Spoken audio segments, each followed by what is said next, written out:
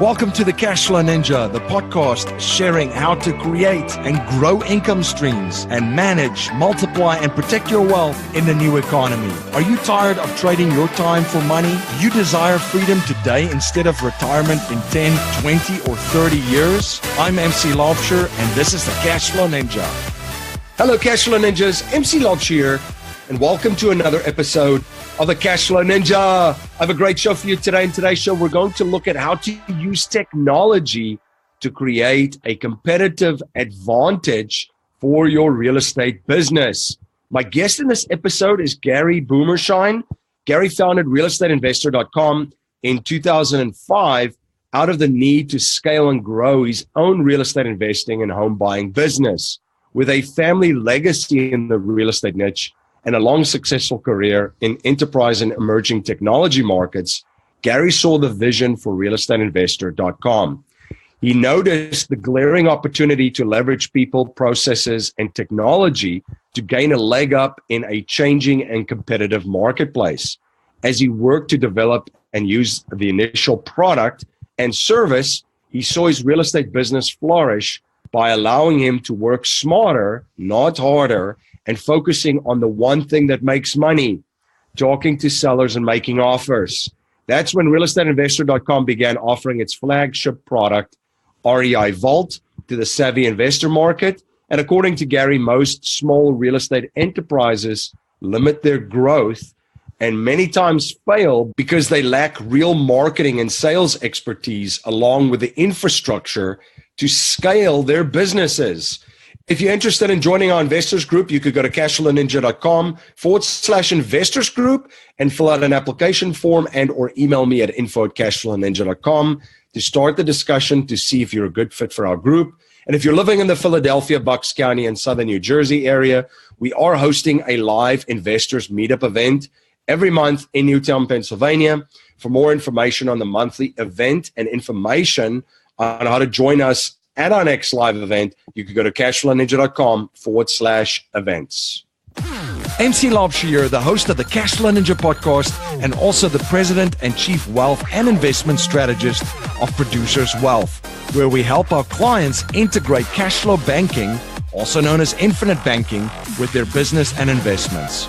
If you're interested in learning more about how we create strategies that integrate cash flow banking and investments to turbocharge them, you can access a video series at yourownbankingsystem.com. That's yourownbankingsystem.com. Gary, welcome to the show. I'm excited to be here. This is awesome, man. I really appreciate the opportunity. I know you and I have been speaking about doing this for your loyal group of listeners, and so I hope I knock the cover off the ball for delivering some really good stuff here today. Yeah, I'm definitely sure you will, and it's been great to connect and a pleasure having you on the show.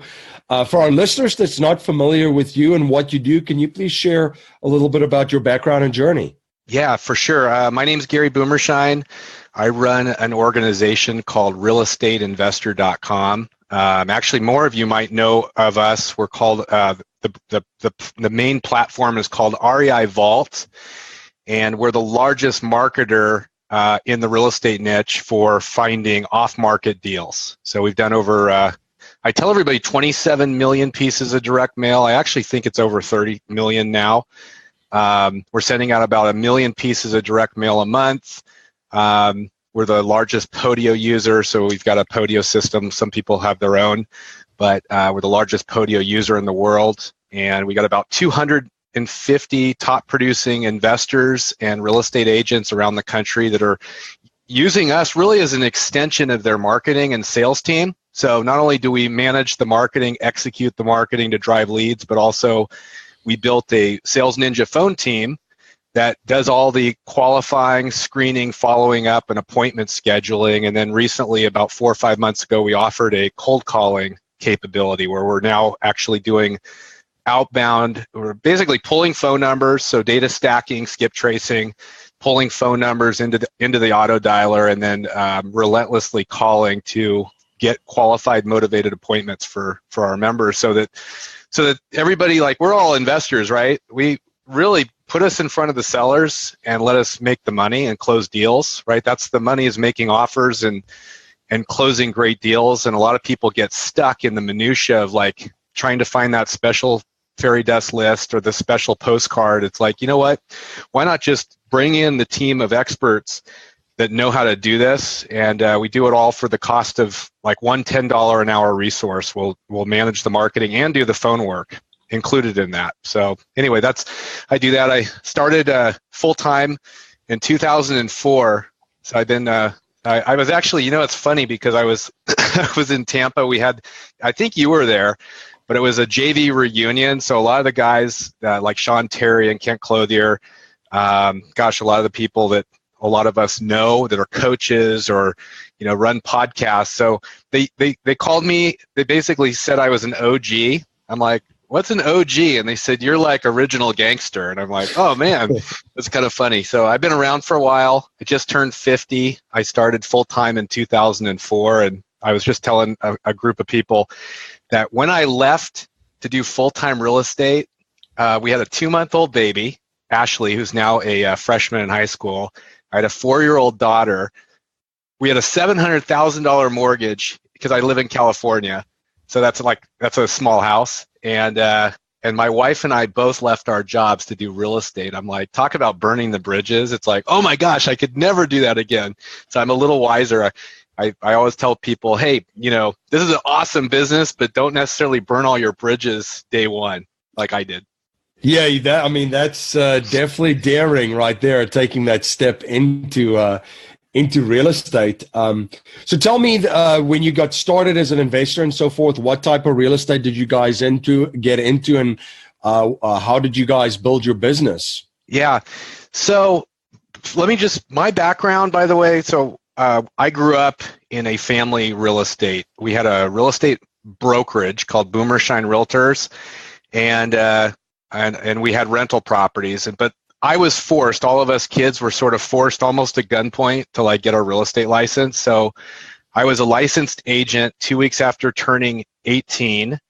I basically paid for college by holding open houses and door knocking, school of hard knocks, right? And driving for dollars, and also fixing up our rental properties and stuff. And I hated it.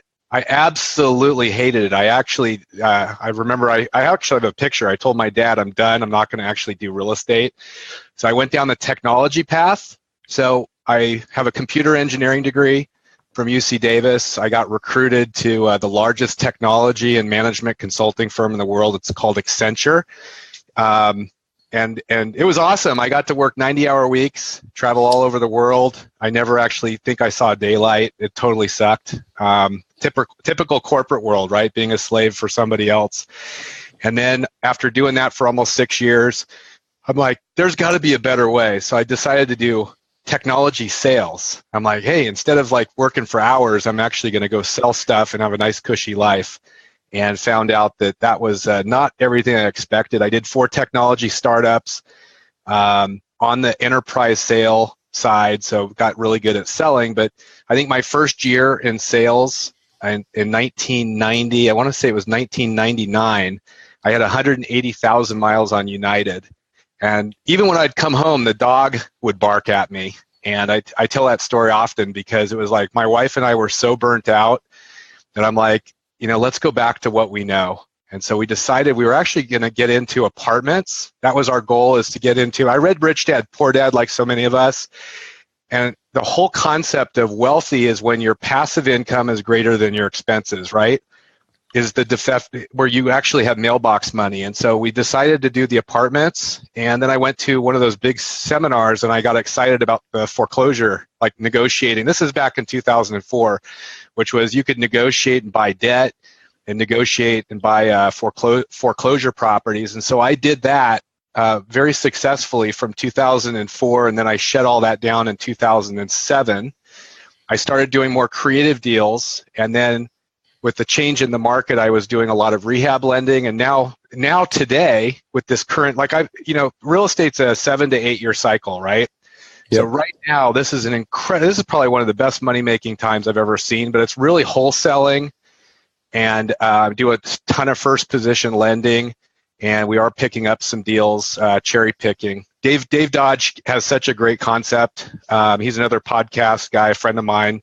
I think he did like 100 deals last year, but he says, keep the best and sell the rest, right? And so that's our philosophy as well, which is, cherry pick. We're wholesaling the deals we don't really want to keep, and then we are picking and cherry picking the ones that are portfolio, which is my strategy. So I'm in 4 markets, and then I run a team. There's 75 people for REIvault, and totally distributed. They're a large team in India and a large team in the Philippines, so kind of keeps me busy. Very, very nice. What markets are you guys operating in, and why, and what are you seeing currently? We're talking about a cycle. What are you seeing in those markets? Yeah, I'm outside of the main Bay Area. So there's 2 primary counties that are not right in the San Francisco Bay Area, which is where I'm at. So typically it's about an hour and a half drive. Because of a lot less pressure, the profits and the cost per deal and the profits per deal are still really good. That ratio is something we manage. Salt Lake City. So we were in Oklahoma City, but I pulled out of Oklahoma City primarily. Lots of reasons I did that. And then one other market that's quiet because I've actually got some other people that are out there. And so primarily in those 4 markets. And then in terms of my private lending, it's mostly California. I'm mostly in first position loans in stuff that I know in the event of a downturn. So I do that. The question of like what I'm seeing. So first and foremost, this is an off-market market. The deal flow is going direct to the seller.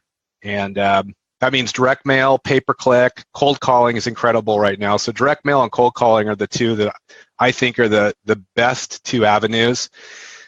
There's door knocking, there's putting out bandit signs, et cetera, but it's going direct to the seller. These are not, MLS listed properties because there's really no inventory to get good deals. So that's what I'm seeing. I'm also seeing a lot more pressure. Like there's a lot more competition. When you see the smart money that's moving like Open Door, and a lot of the venture and hedge funds are now coming in, right? Zillow just announced, they're now making offers. So we are seeing pressure, and so the cost per deal is going up. The main thing I'm seeing, the guys and gals that actually have, the term is ISA, so having an inside sales team, a phone team that does nothing but working the leads, those are the people that are really, really crushing it. What that means is, here's the national trend, 80% of the profits, right? 80% of the profits in real estate are going to, on interacting with sellers, are going to come between the 5th and the 12th interaction. And less than 10% of any investors or agents ever follow up more than twice, right? So the money is actually in reaching back out. What we're finding is, let's say sellers call off of a marketing piece, and their first interaction is, hey, I'm not interested in selling right now. Most people those are dead leads, right? So they'll move on. What we're finding is 4 to 5 months later, those are goldmine leads. Because just because a seller said they're not interested today, if you start interacting with them in 4 months, we're seeing a lot of those converting into profits. So that's a big one. So an inside sales team, we actually provide, like with REIvault, we provide that team. I think it works out to like $3 or $4 an hour. So for $500 a month, we plug our phone team in for our members, and they'll work the leads. They're on an auto dialer. An average person full-time can call, if that's all you did is call sellers, which by the way is a terrible job. It's typically not something you want to do full-time, but one person can dial about 100 to 125 sellers a day. And what we're finding is you're typically getting about 1.5 to 2 appointments out of that. And so if you could do that, if you could have somebody dialing 200 a day, that means you're going to get 2 appointments to 3 appointments a day, right? So you want somebody doing that every day, especially if they're doing it for like free or close to free. Yeah, absolutely. So I like what you did with bringing in the real estate from your background and then merging it with technology. The interest that's in there as well. From a marketing standpoint, Yeah, I mean, a lot of people thought the cold call was dead. And as you just mentioned, the statistics definitely prove otherwise. And I mean, maybe you can speak of how this is such a cardinal part, because essentially a real estate investor or someone in the business now has a sales and marketing team working on their behalf, and they can just focus on getting in front of the seller and closing deals with the seller. Yeah. Yeah. Everybody said direct mail was dead 5 years ago as well, because it was from 2009 to about end of 2012. Direct mail, first off, 2009, it didn't work, because if you were sending out direct mail, the sellers that you were getting on the phone still had 2008 prices in their mind, right? So, and all the deal flow was with the bank-owned REOs and foreclosure auctions and HUD, right? That was like, if you had some cash, you never had to send out a postcard. So everybody in 2012 said direct mail sucked, right? And so those people that started it was like a gold mine. Now there's more competition. Cold calling, the same thing. Cold calling is like, why would you ever cold call? And now with the pressure, people are doing it. And to get cold calling, why is cold calling working?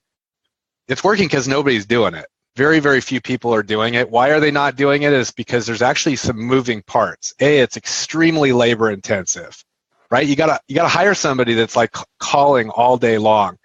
That cold calling person needs to be dialing 250 phone numbers a day to make it work. That means they have to be on an auto dialer. So they have to have either a Mojo dialer. We use 5.9. That's all. We had that all built for us.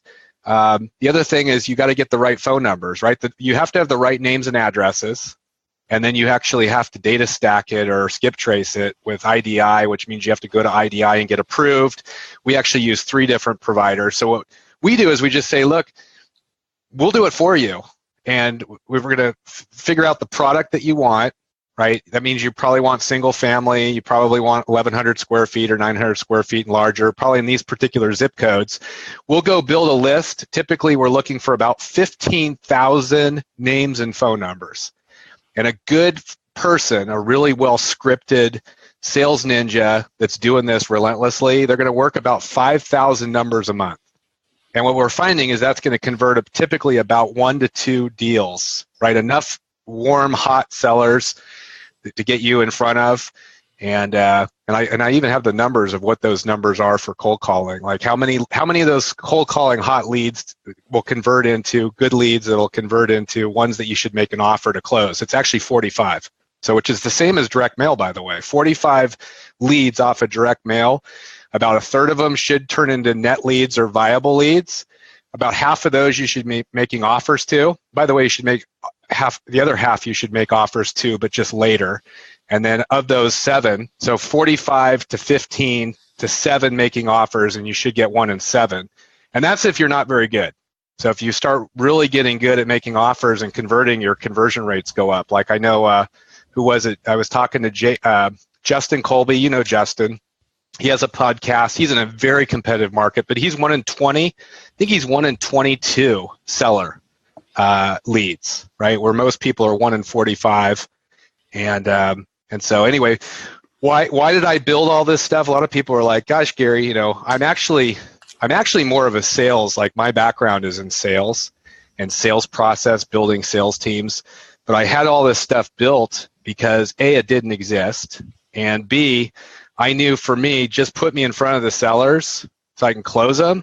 And I had access, because of my previous background, I had access to a team that could build this for me. And so I said, hey, this is what I want. And then all of a sudden other people said, hey, can you do that for me? And it all took off. Cool. Yeah, absolutely. From a marketing budget standpoint, a lot of our investors might be thinking, well, how do I structure this for my business? What are some of the resources that I need to allocate on this focus so that I can focus on closing deals, as you're saying, getting in front of sellers for these properties? Right. So the most important thing, first off, for anybody that is thinking about doing direct mail or cold calling, this is super important. And that is that marketing it's a return on investment. So a lot of people are like, oh, I want to hire a free person that'll work on commission only. Or, oh, I don't want to pay for leads. It's like, you're paying for it. You're either broke and you're not making any money, right? Or you're paying somebody else who in your like, you might be paying a realtor, right? Or you may be buying through a wholesaler.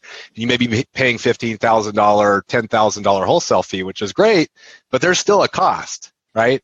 So it's a return on investment. The two most important numbers that all of us as investors that are doing this business need to know, we need to know the average profit per deal, and we need to know the average cost per deal, and actually doing it right by channel.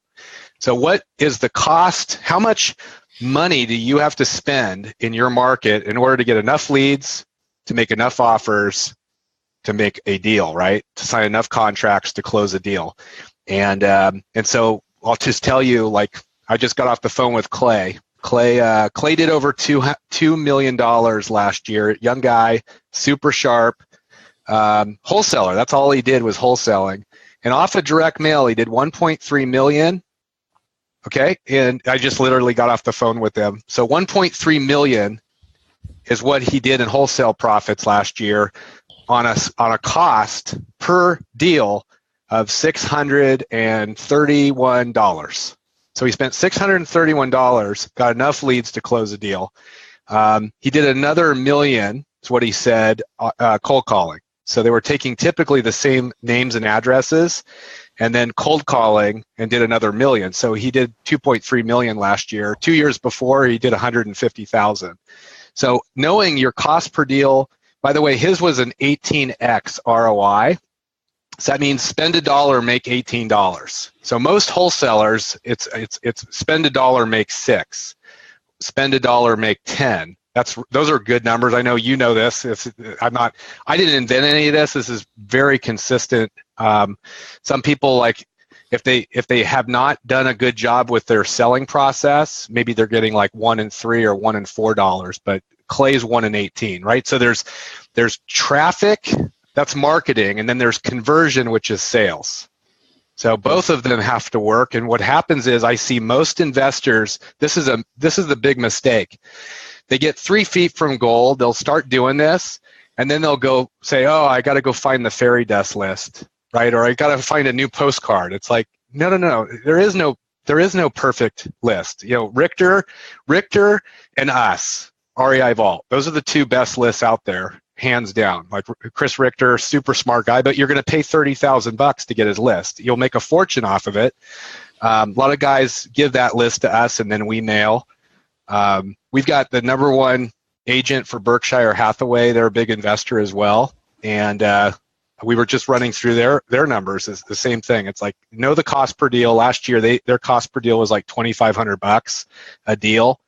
And they're new with us, but we think we can get that down to closer to about $1,200. Right. So anyway, I don't know if that totally answers. It depends on the market. Like in California, you're going to spend a lot more money per deal. So California, you might spend an average of $5,000 to $6,000 in marketing to get enough leads to get a deal.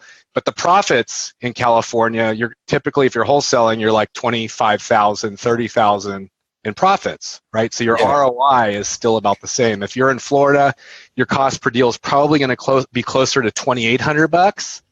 If you're in the center of the country, it's going to be like Clay. You know, Clay's numbers. He's in Indianapolis. So their cost per deal, we predicted $1,200 a deal last year, and I still would this year, and he did it for half of that. And why? Because they're really good at closing sellers, and they're really, really good at it, and they're getting better. You're listening to the Cashflow Ninja, the show helping people all over the world create monthly cash flow and achieve freedom today, not in 10, 20, 30, and or 40 years. This is the show where cash is not king, but cash flow is king. We will be right back after a word from our sponsors. My friend Dave Zook says you can be conventional or you can be wealthy. Pick one.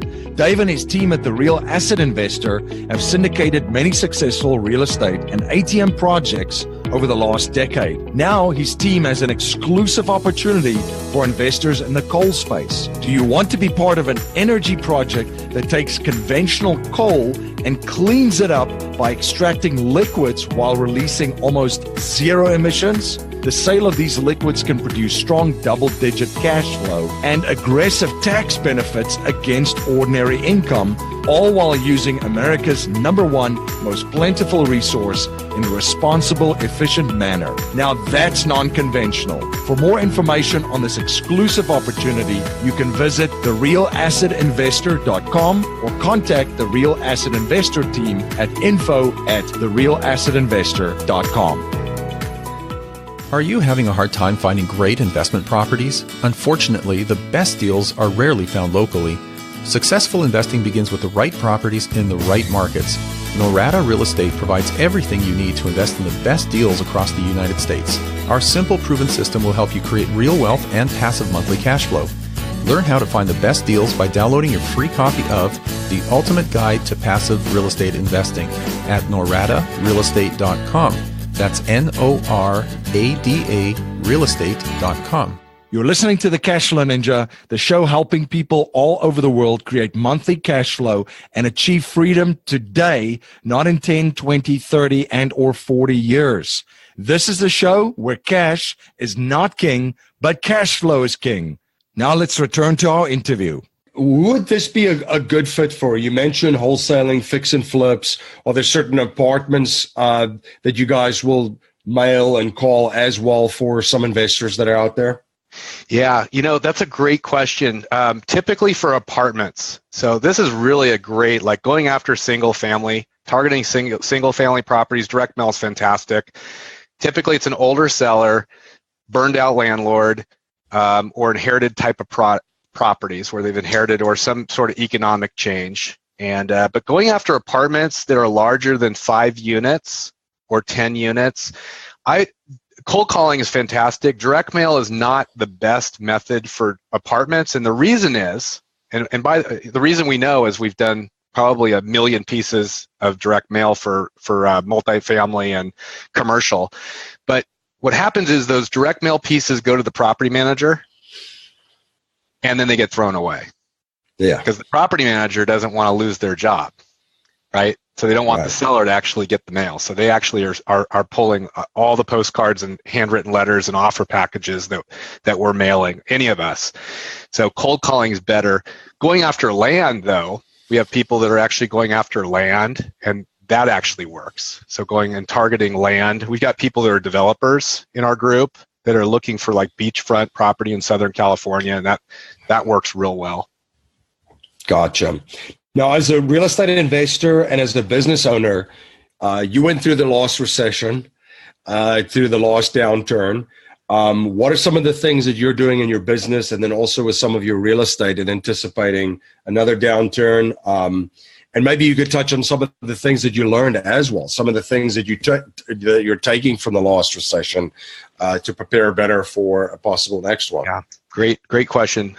We got massively hit in the 2008 cycle, and we were anticipating it, by the way, but I didn't realize what a systemic, complete meltdown it was in late 2008, right, with the bank crisis.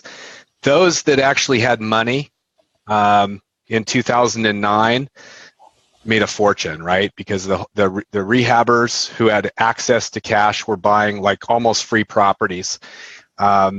The real estate, here's what's interesting. I think this is so important because your question we're having every day, and that is is there going to be is this the new normal, or is this just part of the cycle? And I say this is part of the cycle.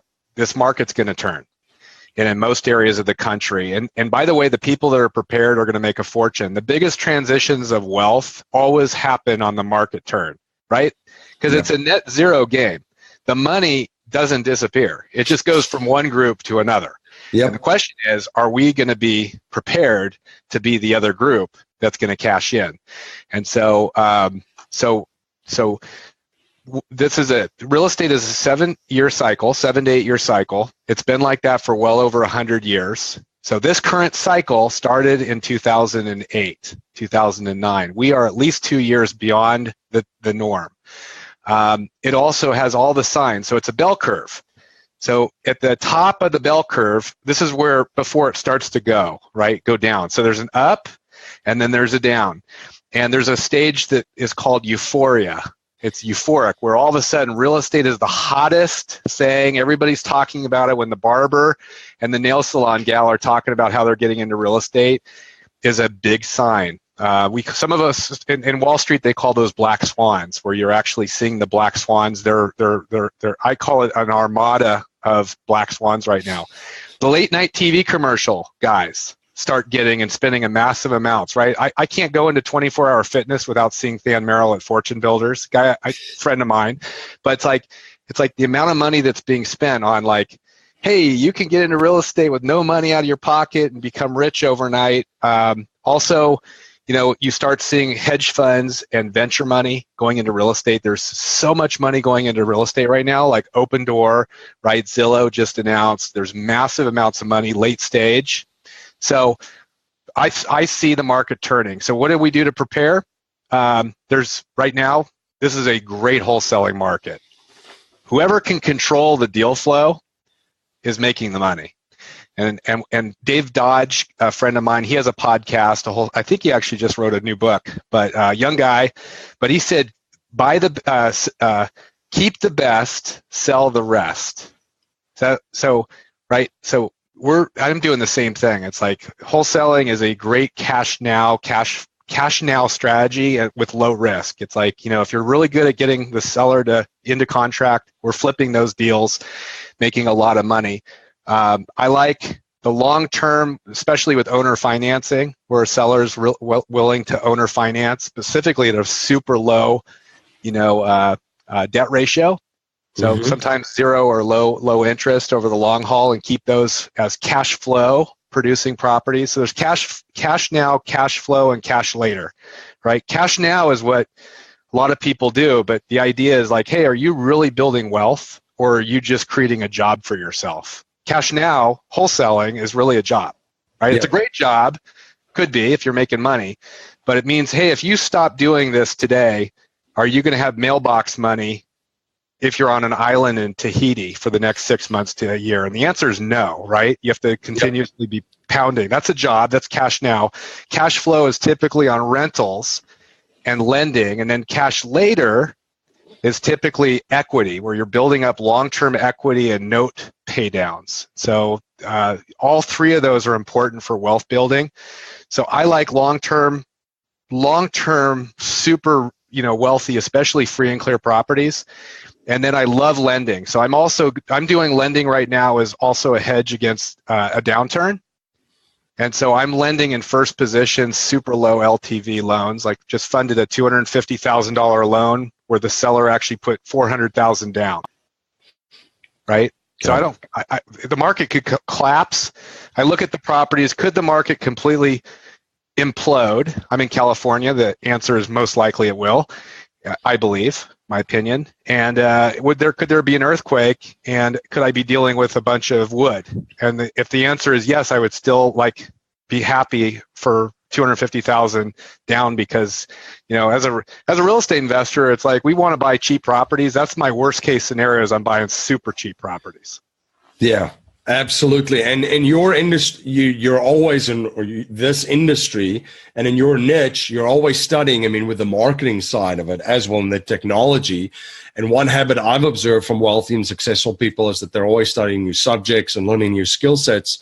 What are you currently studying, and what new skill sets are you currently learning? Yeah. So I am a huge student.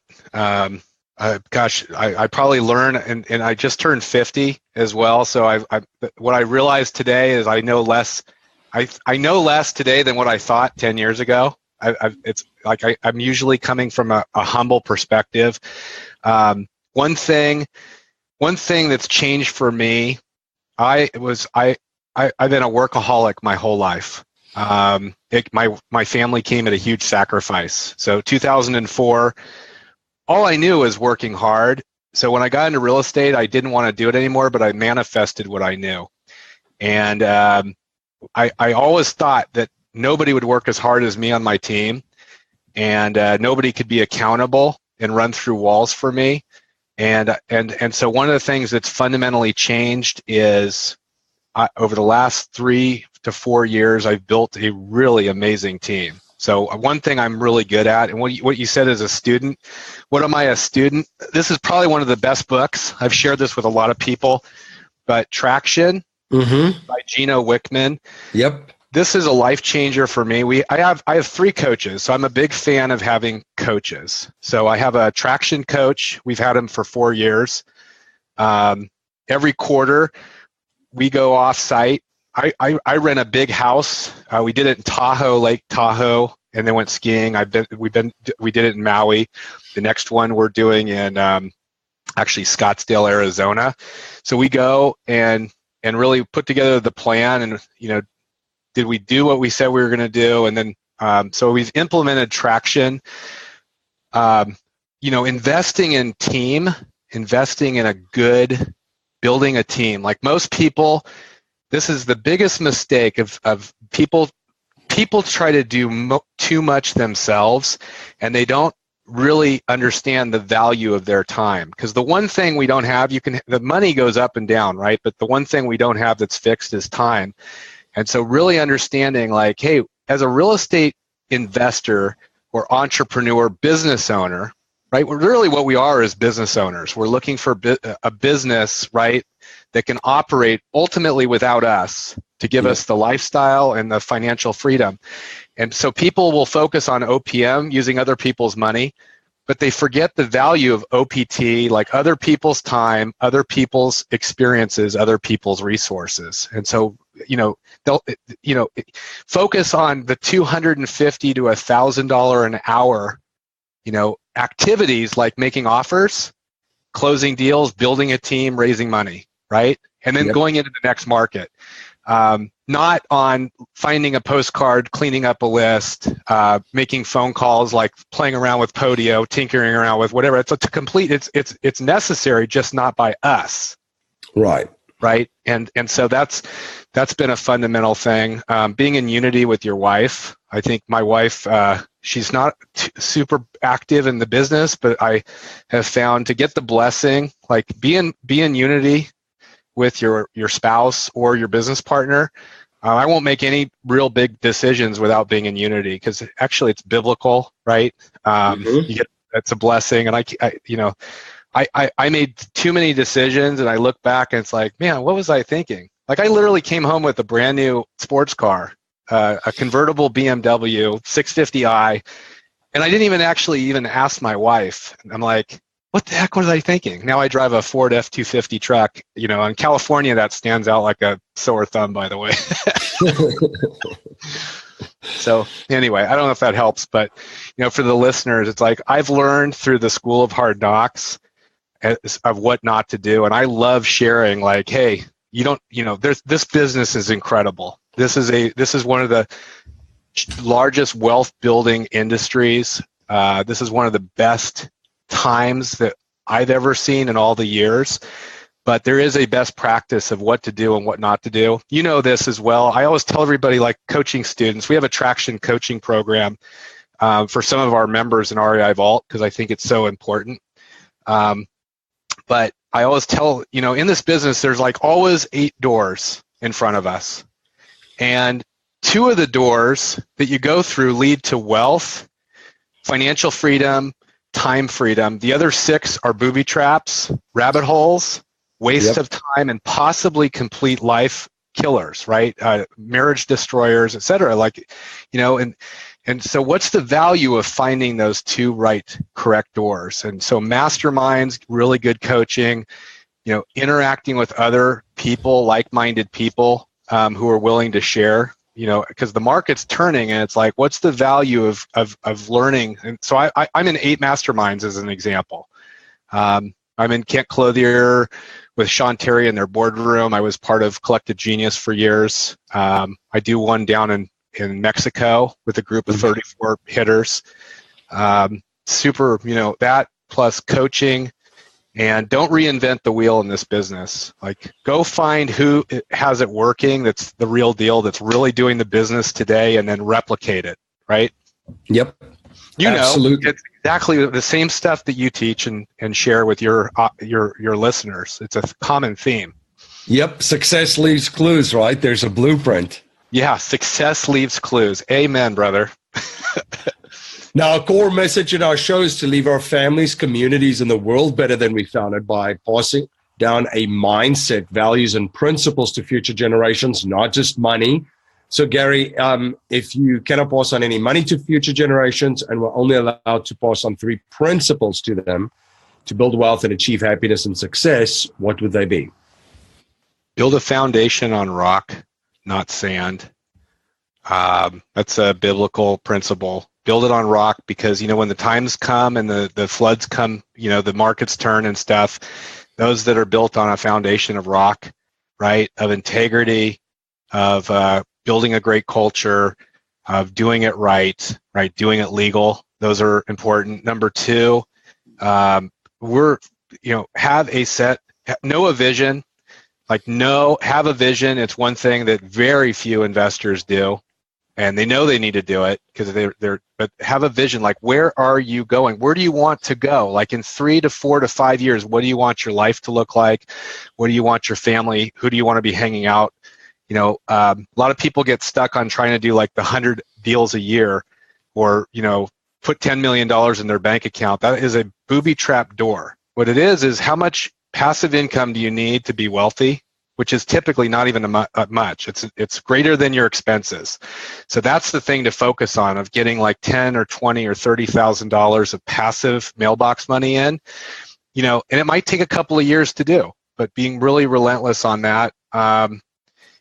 We build on we have core values. So I think that's so important, especially if you're going to build, even if you're an individual, having a set of values. You can go out to realestateinvestor.com and you can see our 5 core values, 5 and 6 core values. Those are who we attract. Like, when we're interacting, like, people can't just become we're not a vendor with REIvault. They have to apply to become a member. It is exclusive. It's a semi-exclusive group. And we're valuing, are these people of the same core values as us, and who we partner with, and everything that we do. I think that's important. I mentioned being in unity. Then the other thing is really understand what money is. If you're in this business, real estate is a vehicle, right? We're really business owners. We are not true investors. Most of us on this, even on the people on your call, are not. Most investors are long-term buy and hold. They've got cash, and they're all about buy and hold, right? And taking advantage of the long-term appreciation. Most of us are business owners, and so treat it as such, and understand that it just happens that real estate is it's the vehicle, and then it's a financial game. Real estate is a financial game, and it's all about leverage. You're either leveraging money or you're leveraging people, preferably both. And understanding that. Now, if you don't understand that, it's a food chain. Where are you in the food chain? If you don't understand that, you're really at the bottom of the food chain, right? Yeah. The banks, what are the biggest? The banks are really ultimately what we want to be. Learning how to become a banker. Banker means lender. And understanding that most lenders, by the way, don't use any of their own money, including the banks, by the way, right? It's all understanding, the value of interest. Compound interest is an interesting concept too, if you're on the right side of it.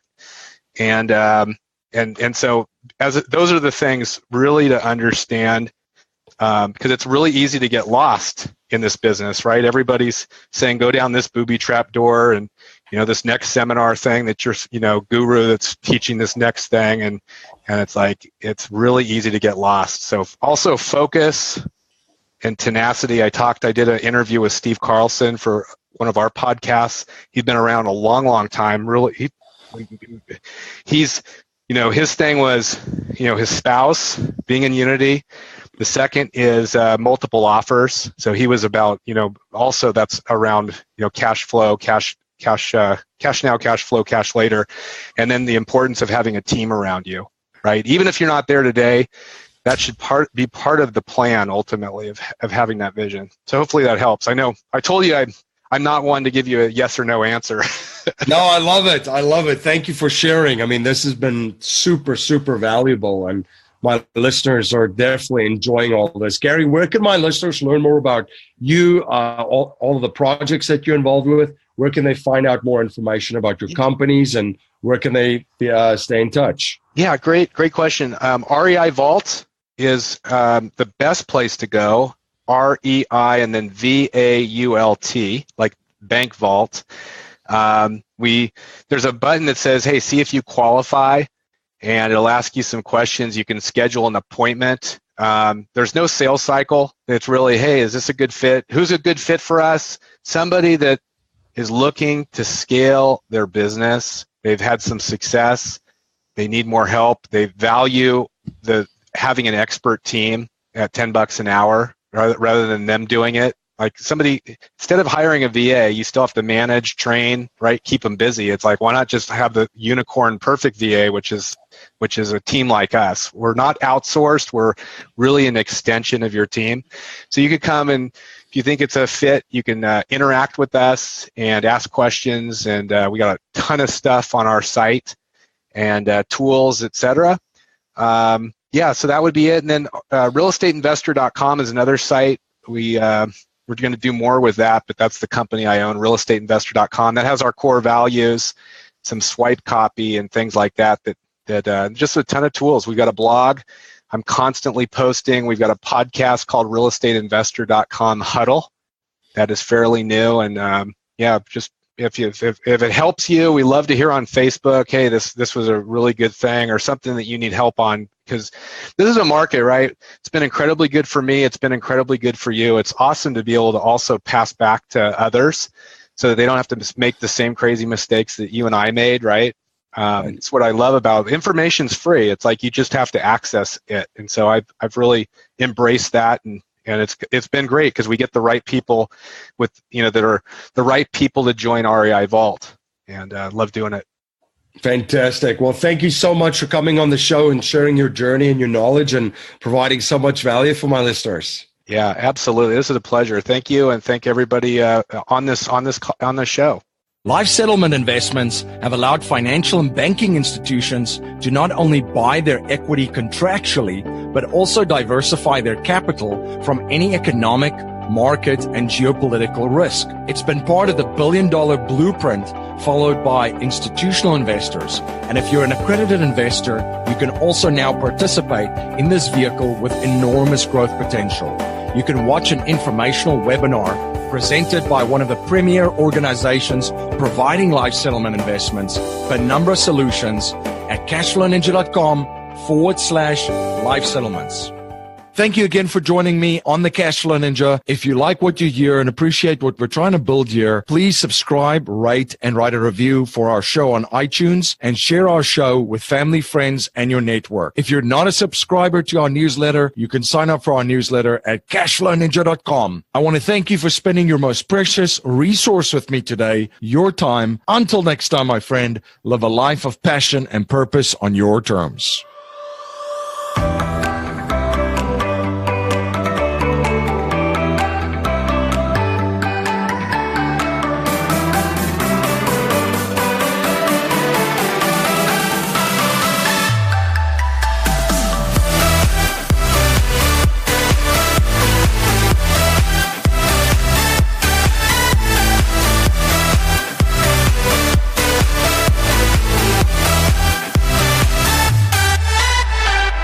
This presentation is for educational and informational purposes only. The information being presented and considered does not consider your particular financial objectives or situation, and it does not make personalized recommendations. This material is not intended to replace the advice of a qualified tax and legal advisor or other qualified professionals, and you should not use the information in place of a customized consultation with a licensed professional regarding your specific personal financial objectives, situation, and needs. We believe the information provided is reliable, but we do not guarantee its accuracy, timeliness, or completeness.